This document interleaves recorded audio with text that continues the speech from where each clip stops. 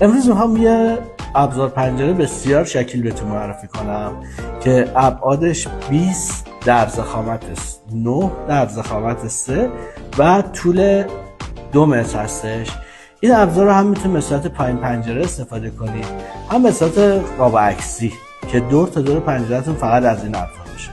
این ابزار به خاطر داشتن منحنی‌های بسیار زیبا و حالت کروی که داره بسیار تو قاب عکسی زیبا دیده میشه و بهتون پیشنهاد میکنم اگر میخواین یه ابزار فقط استفاده کنید این ابزار بهترین ابزار برای قاب عکسی هستش. تن سایز ستون پنجره‌های ما WT 201 که 22 سانت عرضشه و 6.5 ضخامتشه. همونجور که میبینید دو تا حالت کرو داره روش. بسیار ابزار قشنگیه و دوستانی که برای پنجره هاشون میخوان ستون پنجره بزرگ در نظر بگیرن بهترین ستونی که میتونن انتخاب کنن همین هستش. دوستانی که دنبال ابزار اکونومی زیبا هستن بهشون پیشنهاد میکنم حتما از WT 013 استفاده کنن. این ابزار 12 سانت ارتفاعشه، ضخامت کمترین جا 1 و بیشترین جا 3 سانت هستش.